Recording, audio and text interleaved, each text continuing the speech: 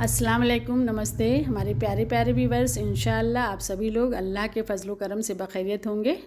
आज आप लोगों के दरमियान मटन चटखारा बोटी की बेहतरीन सी रेसिपी के साथ हाजिर हैं।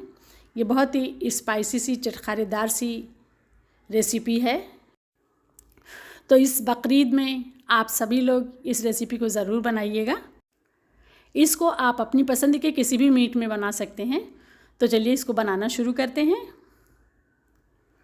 इसके लिए हमने आधा किलो बोनलेस मटन लिया है और उसको एक एक डेढ़ इंच के टुकड़ों में कटवा लिया है और एक कुकर में उसको रख दिया है। एक छोटी सी प्याज काट कर डाल दिया है, आधा छोटा चम्मच हल्दी और 3/4 छोटा चम्मच नमक, 1 छोटा चम्मच अदरक, 1 छोटा चम्मच लहसुन का पेस्ट और 5-6 हरी मिर्च को इस तरह से कूट कर ले लिया है और आधा कप इसमें हमने पानी डाल दिया है और अब इसको रखेंगे पकने के लिए।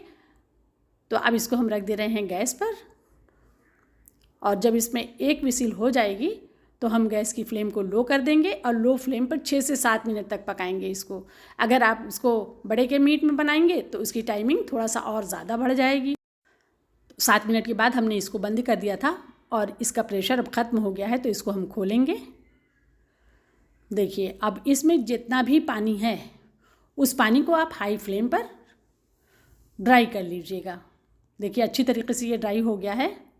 अब इसको हमने रख दिया ठंडा होने के लिए। जब ये ठंडा हो जाएगा फिर हम इसमें मसाले लगाएंगे। देखिए इसको हमने कुक किया है लेकिन ये ओवर कुक नहीं है, गला हुआ है अच्छा, लेकिन बिल्कुल टूटने वाला नहीं गला है।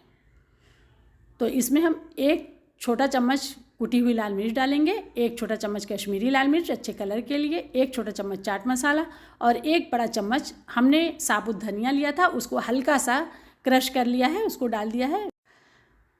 धनिया की पत्तियों को काट के डाल देंगे और 2 बड़ा चम्मच हमने कॉर्नफ्लोर या अरारोट आप ले लीजिएगा।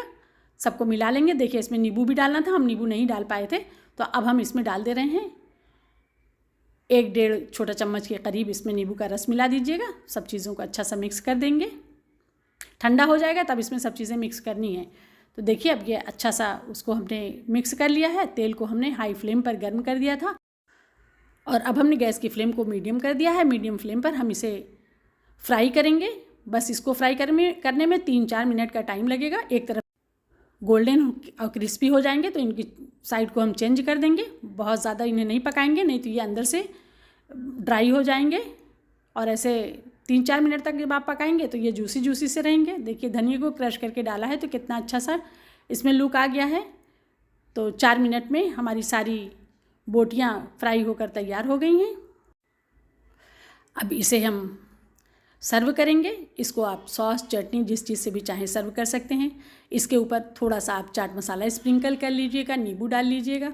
वैसे भी ये बहुत ही स्पाइसी और बहुत ही चटखारेदार है। चैनल पर नए आने वाले लोगों से हम्बल रिक्वेस्ट है कि हमारे चैनल को ज़रूर सब्सक्राइब कीजिए और वीडियो पसंद आए तो वीडियो को लाइक और शेयर ज़रूर कीजिएगा। हमारे प्यारे प्यारे व्यूवर्स, आप सब लोगों को ये वीडियो कैसा लगा? रेसिपी पसंद आए तो उसको लाइक और शेयर ज़रूर कीजिएगा और बकरीद के मौके पर इसे आप ज़रूर बनाइएगा। और स्नैक के तौर पर, स्टार्टर के तौर पर आप इसको कभी भी बना सकते हैं और इसको आप अपनी पसंद के किसी भी मीट में बना सकते हैं। चिकन में भी आप इसको बना सकते हैं। वीडियो देखने के लिए बहुत बहुत शुक्रिया, धन्यवाद। फिर मिलेंगे हम एक नई रेसिपी के साथ इंशाअल्लाह। तब तक के लिए आप सभी लोगों से अल्लाह हाफिज़।